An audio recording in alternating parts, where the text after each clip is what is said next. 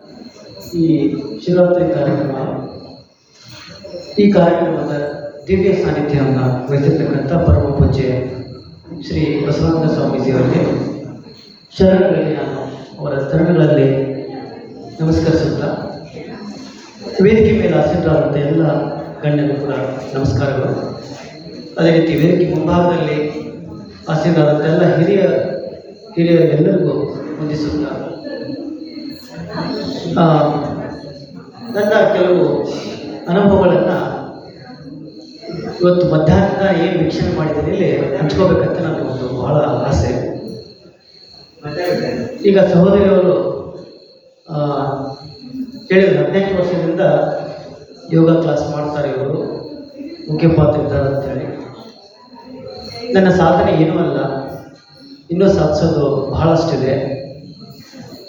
ಈ ಮಹಾಮನೆ ಅಂತೇನಿದೆ, ಬಹುಶಃ 12ನೇ ಶತಮಾನದಲ್ಲಿ ಬಸವಣ್ಣವರು ಅನುಭವ ಮಂಟಪ ನಿರ್ಮಾಣ ಮಾಡಿ ಅಲ್ಲಿ ಶರಣೆಯರು ಎಲ್ಲರಿಗೂ, ಸ್ತ್ರೀ ಮತ್ತು ಪುರುಷ ಎಲ್ಲರೂ ಸಮಾನವಾದಂಥ ಹಕ್ಕು ಆ ಅನುಭವ ಮಂಟಪದಲ್ಲಿ ಒದಗಿತ್ತು.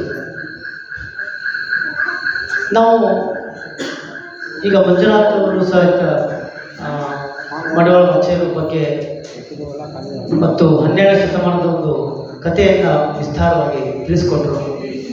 ಬಹುಶಃ ನಾವು ಕಥೆಗಳನ್ನು ಕೇಳಿದ್ದೇವೆ ಮತ್ತು ನೋಡಿದ್ದೇವೆ, ಆದರೆ 12ನೇ ಶತಮಾನದಲ್ಲಿ ಏನು ನಡೀತು ಆ ಘಟನೆಗಳನ್ನು ನಮಗೆ ಅನುಭವಗಳು ಕಥೆಗಳ ಮೂಲಕ ತಿಳಿದಿದ್ದೇವೆ. ಆದರೆ ಇವತ್ತಿನ ದಿವಸ ನನ್ನ ಅನುಭವ ಬಂದಿದ್ದು ಈ ಮಹಾಮನೆಯಲ್ಲಿ ನಮ್ಮ ಪರಮ ಪೂಜ್ಯ ಬಸವಾನಂದ ಸ್ವಾಮೀಜಿಗಳು ಇದ್ದಾರೆ. ಅವರೇನು ನಡೆಸ್ಕೊಂಡು ಬರ್ತಿದ್ದಾರೆ, ಇದು ನಿಜಕ್ಕೂ ಒಂದು ಅನುಭವ ಮಂಟಪನೇ ಆಗಿದೆ. ಯಾಕಂದರೆ ಇಲ್ಲಿ ನಾನು ಆಗಲೇ ಕಾರ್ಯಕ್ರಮ ವೀಕ್ಷಣೆ ನೋಡ್ತಾ ಇದ್ದೆ, ಎಲ್ಲರಿಗೂ ಲಿಂಗ ರಕ್ಷಣೆ ಮಾಡಿ, ಪೂಜೆ ಮಾಡಿ, ಸತ್ಸಂಗ ಪ್ರವಚನ ಮಾಡ್ತಾಯಿದ್ರು. ಎಲ್ಲ ಅಕ್ಕಂದಿರು ಅಣ್ಣಂದಿರು ಎಲ್ಲರೂ ಕೂತಿದ್ದರಲ್ಲಿ ನನಗೆ ಕಣ್ಮುಂದೆ ಹೆಂಗೆ ಕಾಣ್ತಾ ಇತ್ತಂದರೆ, ಅಲ್ಲಿ ಅನುಭವ ಪ್ರಭುಗಳಿದ್ದಾರೆ, ಬಸವಣ್ಣಗಳಿದ್ದಾರೆ, ಎಲ್ಲರೂ ಅಲ್ಲಿ ಸಹೋದರೆಲ್ಲ ಕೂತಿದ್ದಾರೆ. ಅದು ಅನುಭವ ಮಂಟಪನೇ ಅನ್ನಿಸ್ತಾ ಇತ್ತು ನನಗೆ. ಅಂಥ ಒಂದು ಸಂತೋಷ ಅನ್ನಿಸ್ತು. ಈ ಬಹುಶಃ ನನಗೆ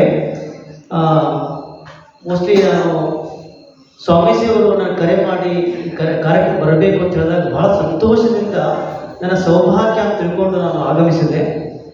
ನಾನು ಇಲ್ಲ ಅಂತಿದ್ರೆ ನನ್ನಷ್ಟು ಏನಂತಾರೆ ಈ ಕಾರ್ಯಕ್ರಮದ ಆಹ್ವಾನ ಸಿಕ್ಕಿದ್ದು ನನ್ನ ಪುಣ್ಯ, ನನ್ನ ಸೌಭಾಗ್ಯ ಇದು. ನಾನು ಒಬ್ಬ ಯೋಗ ಶಿಕ್ಷಕನಾಗಿ ಕೆಲವು ಯೋಗದ ಬಗ್ಗೆ ವಿಷಯಗಳನ್ನು ಹಂಚ್ಕೋಬೇಕಂತ ಆಸೆ ಇದೆ. ನೋಡಿ, ನಮ್ಮ ಪ್ರತಿಯೊಬ್ಬ ಮನುಷ್ಯನಲ್ಲೂ ಕೂಡ ಒಂದು ಆತ್ಮ ಶಿವ ನೆಲೆಸಿದ್ದಾನೆ, ಒಳಗಡೆ ಆತ್ಮ ಇದೆ, ಶಿವ ಇದ್ದಾನೆ ಅಂಥೇಳಿ ನಮ್ಮ ಪ್ರಾಣ ಇದೆ, ಜೀವ ಇದೆ, ಓಡಾಡ್ತಿದ್ದೇವೆ. ಆ ಆತ್ಮ ಅಂತೇನಿದೆ, ಆತ್ಮವನ್ನು ಪರಮಾತ್ಮನೊಂದಿಗೆ ಬೆರೆಸೋದೇ ಯೋಗ. ಬಹಳ ಇದನ್ನು ನಾವು ವಿಸ್ತಾರವಾಗಿ ಹೇಳಬೇಕಂದ್ರೆ, ಯಾವ ವ್ಯಕ್ತಿ ದೈಹಿಕವಾಗಿ, ಮಾನಸಿಕವಾಗಿ, ಸಾಮಾಜಿಕವಾಗಿ ಮತ್ತು ಆಧ್ಯಾತ್ಮಿಕವಾಗಿ ಎಲ್ಲ ಒಂದು ಸ್ಥಳಗಳಲ್ಲೂ ಉತ್ತಮವಾದಂಥ ಒಂದು ಆರೋಗ್ಯನ ಪಡಿತಾನೆ, ಅವನು 100 ಆರೋಗ್ಯವಂತನಾಗಿರ್ತಾನೆ ಅಂತ ಹೇಳ್ತಾರೆ. ಇದು WHO ಅವರು ಅಂದರೆ ವರ್ಲ್ಡ್ ಹೆಲ್ತ್ ಆರ್ಗನೈಸೇಷನ್ ಹೇಳ್ತಾರೆ. ಈ ಯೋಗ ಅನ್ನೋದು ಸುಮಾರು 4000 ವರ್ಷಗಳ ಹಿಂದೆ ನಮ್ಮ ಭಾರತ ಖಂಡದಲ್ಲಿ, ಭರತ ಭೂಮಿಯಲ್ಲಿ ಹಿಂದೆ ಋಷಿಮುನಿ ಕಾಲದಲ್ಲಿ ಬಂದಂಥದ್ದು. ಈ ಯೋಗವನ್ನು ಸಾಮಾನ್ಯರು ಯಾವ ರೀತಿ ಅದನ್ನು ತಮ್ಮ ಜೀವನದಲ್ಲಿ ಅಳವಡಿಸ್ಕೋಬೇಕಂತೇಳಿ ಪತಂಜಲಿ ಮುನಿಗಳು ತಮ್ಮ ಪತಂಜಲಿ ಯೋಗ ಸೂತ್ರ 196 ಸೂತ್ರಗಳನ್ನು ಅಳವಡಿಸಿದಂಥ ಒಂದು ಗ್ರಂಥವನ್ನು ರಚನೆ ಮಾಡ್ತಾರೆ. ಅದರಲ್ಲಿ ಉಲ್ಲೇಖವನ್ನು ಕೊಡ್ತಾರೆ, ಚಿತ್ತವೃತ್ತಿ ನಿರೋಧ ಯೋಗ. ನಮ್ಮ ಚಿತ್ತ ಅಂದರೆ ಮನಸ್ಸಿನಲ್ಲಿರ್ತಕ್ಕಂಥ ಏನು ಅಲೆಗಳು, ಥಾಟ್ಸ್ ಏನು ಬರ್ತವೆ ಅದನ್ನೆಲ್ಲ ಹೋಗಲಾಡಿಸ್ಬೇಕು. ಮನಸ್ಸು ಒಂದೇ ಯೋಚನೆ ಇರಬೇಕು, ಸ್ಥಿರವಾಗಿರಬೇಕು, ಆನಂದವನ್ನು ಒಳಗಡೆಯಿಂದಲೇ ಪಡಿಬೇಕು. ಅದು ಯಾವುದರಿಂದ ಸಾಧ್ಯ ಅಂದರೆ ಕೇವಲ ಯೋಗದಿಂದ ಮಾತ್ರ. ಒಂದು ಸಣ್ಣ ಕಥೆ ಅಂತ ನಿಮಗೆ. ಒಬ್ಬ ಹುಡುಗ ವ್ಯಕ್ತಿ ಒಂದು ದಡದ ಮೇಲೆ ಕೂತಿರ್ತಾನೆ. ನೀರು ಹರಿತಾ ಇರ್ತದೆ, ನದಿ ಬಹಳ ಫೋರ್ಸ್ ನೀರು ಹರಿತಿರ್ತದೆ. ಅದು ನೋಡ್ತಿರ್ತಾನ. ಬಸವಾನಂದ ಸ್ವಾಮೀಜಿ ಅಂತ ಒಬ್ಬ ಸ್ವಾಮೀಜಿಗಳು ಅಲ್ಲಿ ಬರ್ತಾರೆ. ಒಂದು ಗಿಡದ ಬುಡ ಕೂತಿರ್ತಾರ. ತುಂಬ ಹೊತ್ತಿಂದ ಹುಡುಗರು ನೋಡ್ತಿರ್ತಾರ. ನಾವು ಏನು ನೋಡ್ತಿದ್ದಾನವ, ಯಾಕೆ ಕೂತಿದ್ದಾನ ಅಂತೇಳಿ ಅವ್ರಿಗೊಂದು ಸಂಶಯ ಬರ್ತದೆ.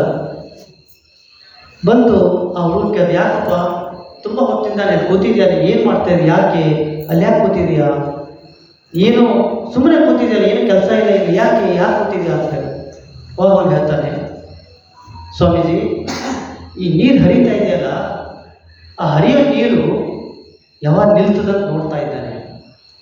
ನಿಂತ ಕೂಡಲೇ ಈ ಕಡೆಯಿಂದ ನಡ್ಕೋತ ಆ ಕಡೆ ದಡ ಸೇರ್ಬೇಕು. ನಾನು ಆ ಕಡೆ ಹೋಗ್ಬೇಕು, ಹೆಂಗೆ ಹೋಗ್ಬೇಕಂತ ವಿಚಾರ ಮಾಡ್ತಾ ಇದ್ದೇನೆ. ಅದಕ್ಕೆ ಈಗ ನಿಲ್ತದ, ಆಮೇಲೆ ನಿಲ್ತದ ಅನ್ನೋದು ಕಾಯ್ಕೊಂಡು ಕೂತಿದ್ದೇನೆ ಅಂತ ಅವ್ರು ಹೇಳ್ತಾರೆ. ಹುಚ್ಚಪ್ಪ, ಅದು ನೀರು ಹರಿಯೋದು ನಿಲ್ಲೋದಿಲ್ಲ.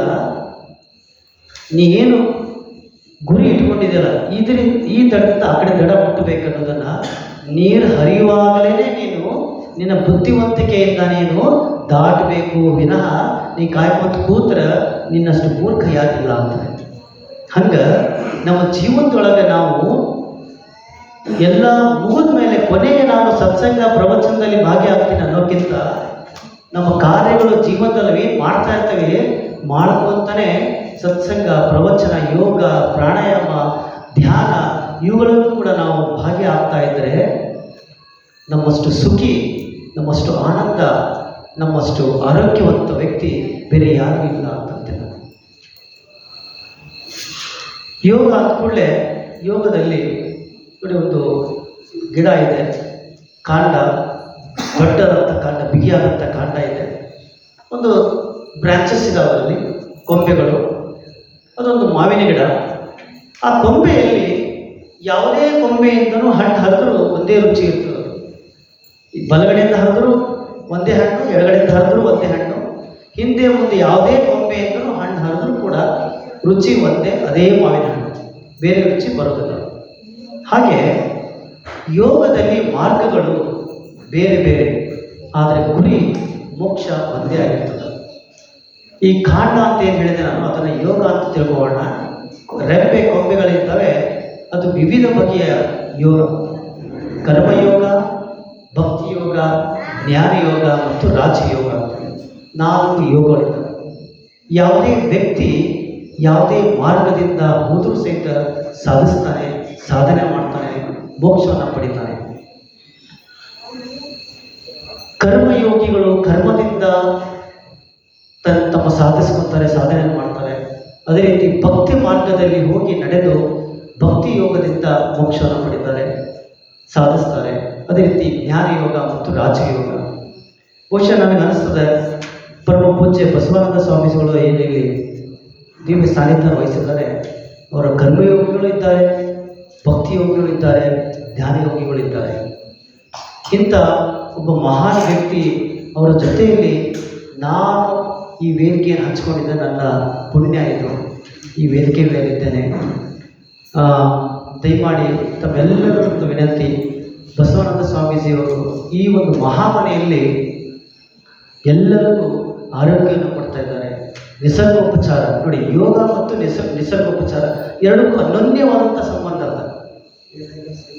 ಪ್ರತಿನಿತ್ಯ ಯೋಗವನ್ನು ಮಾಡಬೇಕು, ಜೊತೆಗೆ ಈ ನಿಸರ್ಗ ಏನಿದೆ ಅದ್ರ ಜೊತೆಗೆ ನಾವು ಬಾಳಿ ಬದುಕಬೇಕು.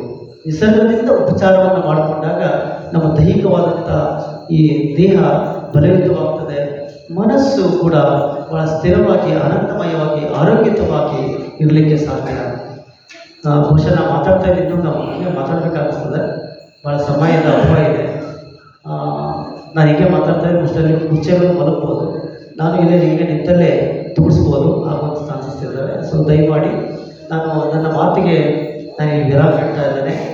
ನನಗೆ ಈ ಒಂದು ಕಾರ್ಯಕ್ರಮಕ್ಕೆ ಆಹ್ವಾನ ನೀಡಿ ನನ್ನನ್ನು ಇಲ್ಲಿ ಕರೆಸಿದ್ದಕ್ಕೆ ನಾನು ಆಭಾರಿಯಾಗಿದ್ದೇನೆ. ಬಸವಾನಂದ ಸ್ವಾಮೀಜಿ ಅವರಿಗೆ ಮತ್ತೊಮ್ಮೆ ನಾನು ಅವರ ಚರಣಗಳಿಗೆ ನಮಸ್ಕರಿಸುತ್ತಾ ನನ್ನ ಮಾತುಗಳಿಗೆ ವಿರಾಮ ಹೇಳ್ತಾ ಇದ್ದೇನೆ. ಧನ್ಯವಾದಗಳು.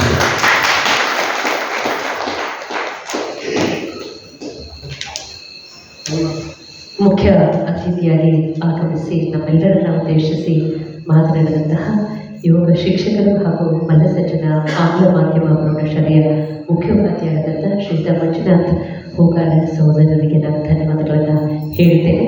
ಅದೇ ರೀತಿ ನಮ್ಮ ಪರಮ ಪೂಜ್ಯ ಶ್ರೀ ಬಸವಾನಂದ ಮಹಾಸ್ವಾಮಿಗಳಿಂದ ಗೌರವವನ್ನು ಸ್ವೀಕರಿಸ್ತಾ ಇದ್ದಾರೆ.